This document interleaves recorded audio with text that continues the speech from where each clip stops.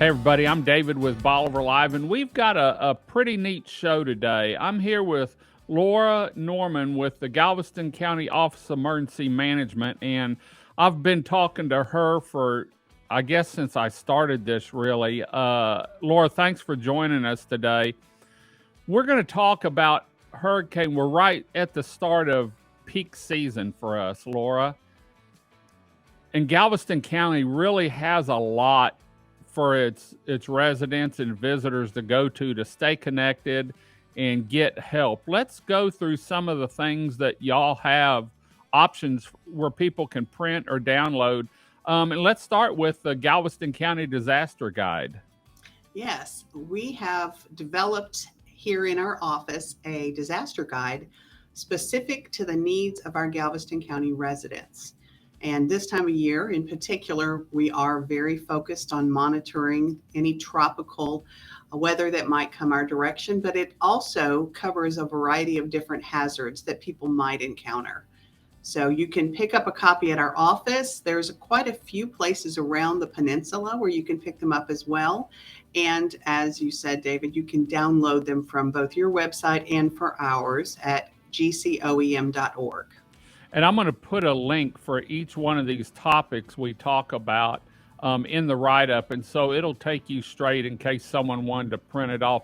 Laura, I'm looking at this guide, and it's not just, in fact, there's a house there that was taken over here during Ike. It's upside down. You really give some in-depth information from building kits, evacuation kits, to actually the rebuild and what you need to do after the storm hits.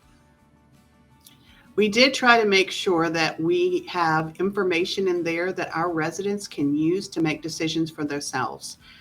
There's a lot of misinformation out there.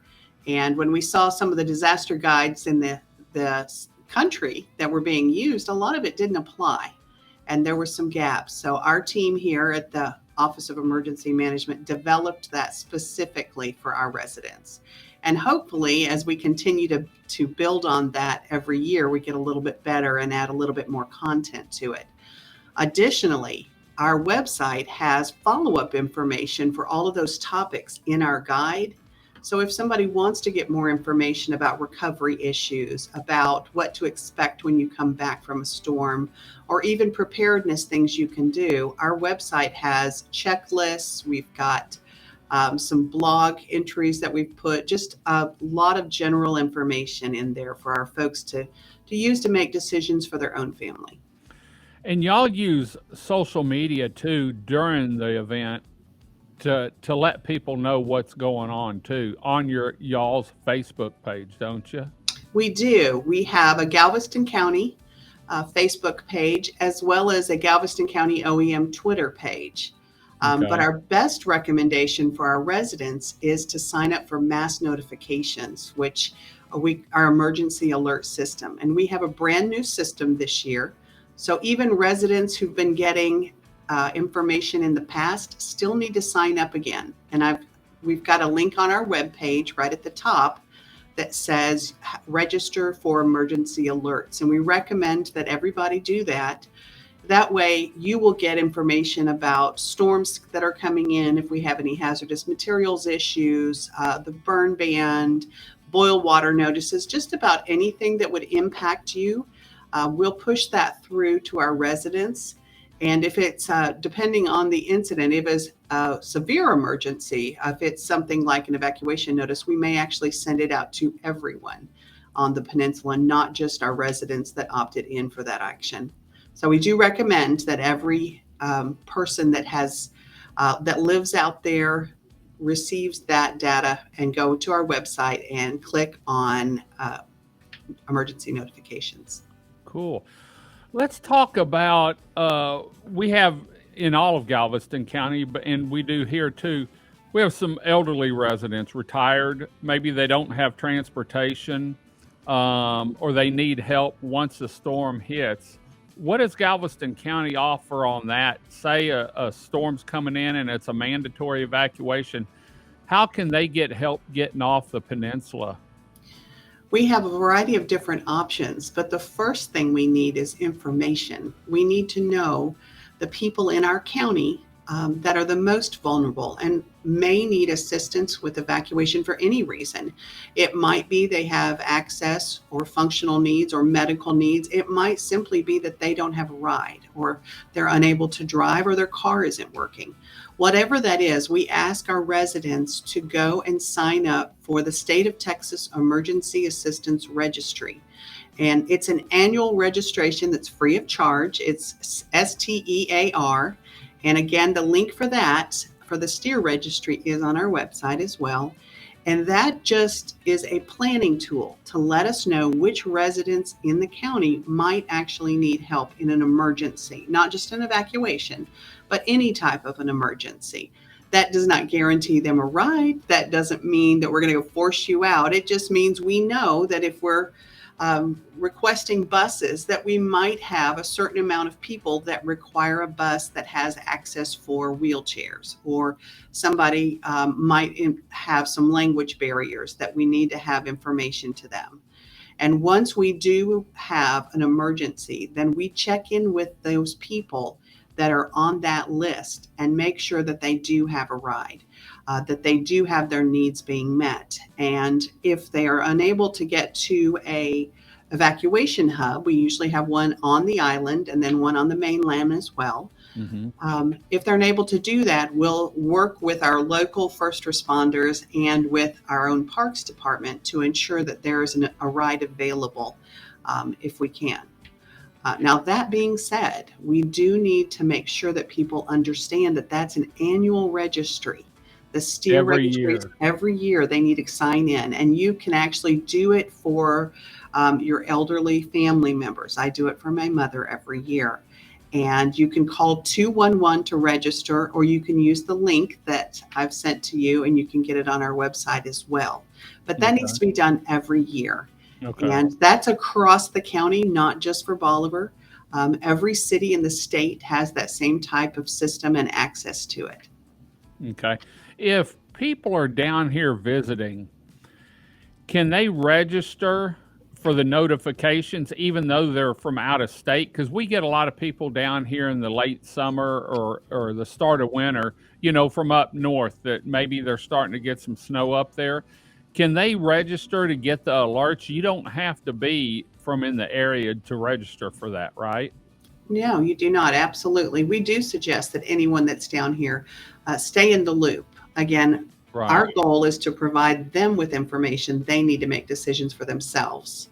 So we highly recommend that if they're going to be staying down here for any length of time, that they sign up for those notifications. Okay. And one of the other links that you sent me is the interactive map. Is this new this year? We've actually had it there, I believe, a year or two. Galveston County Emergency Management is unique. We are the only agency in the country that has the National Weather Service right here in our building. And that link that we have is actually the most up-to-date watches and warnings from the Weather Service, from our partners across the hall, that gives you the ability to scroll right down and see what's going on in your area.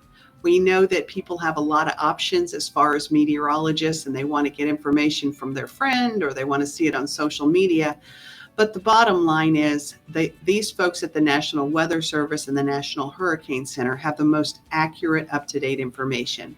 So those maps have overlays from the Hurricane Center and from the Weather Service. So you can actually go down and scroll down to your own neighborhood and see what impacts you're expecting.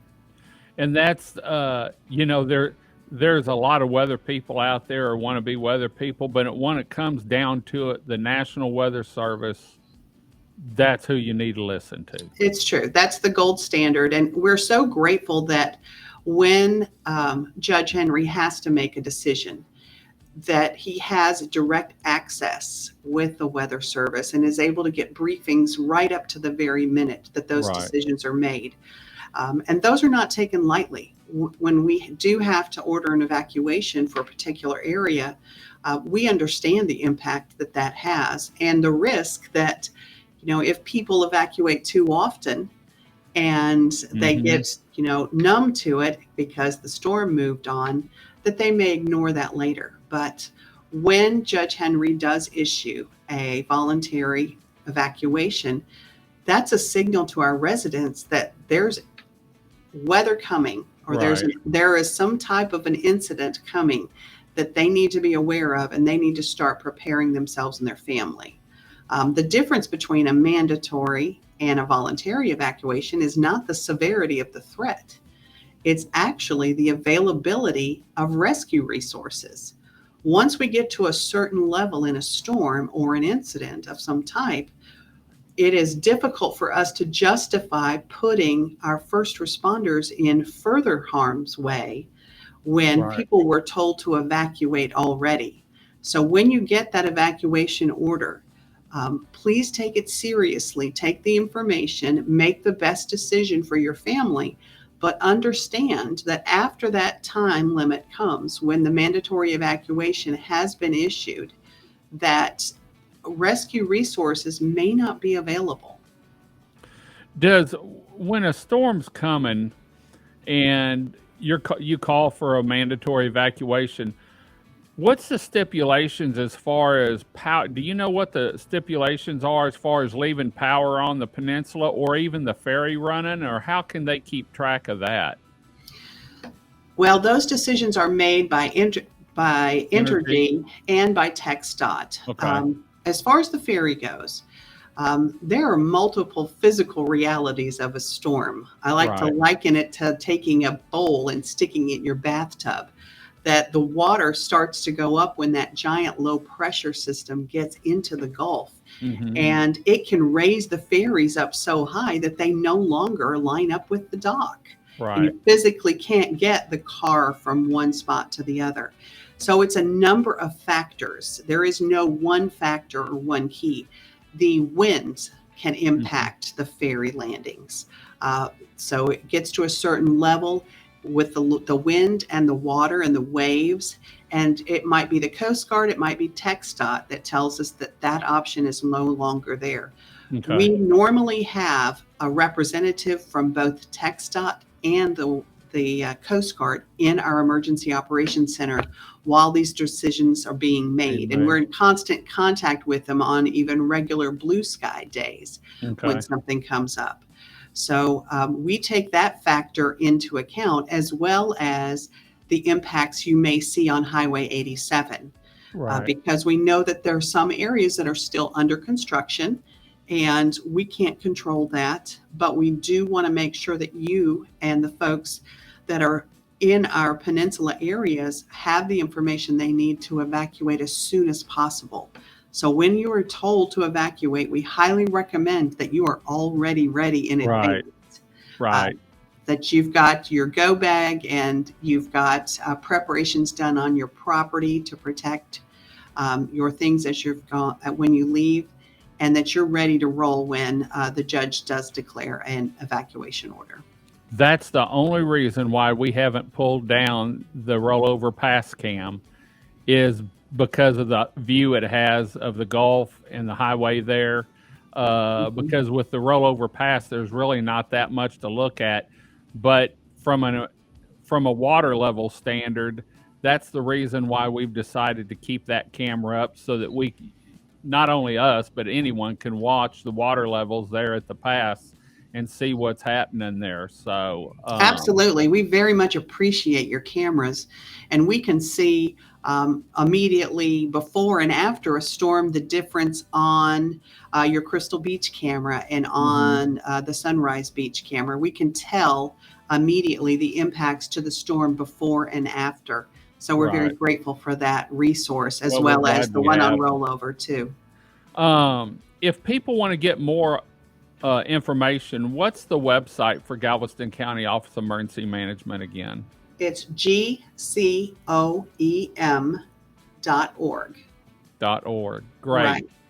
And it's that time of year, and so staying up to date on everything, even on bluebird days, you never know what the tide's going to do down here. And we've been blessed that the tide's actually been down all summer. We haven't had any of those flood tides, but knock on wood, it'll stay like that. So Well, Laura, thanks for joining us this morning and letting us know exactly how people can stay informed. And maybe we can get back when we get into winter, because our winters down here have been a little crazy too. And maybe we can give them some updated information on that. We would love to do that, David. We're very grateful for your communication to the community. And please, folks, if you have an opportunity, either download that guide or pick one up in the area and make sure that you have those checklists ready to go. Great. Well, we're going to head on out. Once again, thank you, Laura, for everything you do and for helping us here. Until next time, I'm David with Bolivar Live. Y'all have a great day, great week. Come see us. God bless, and bye-bye.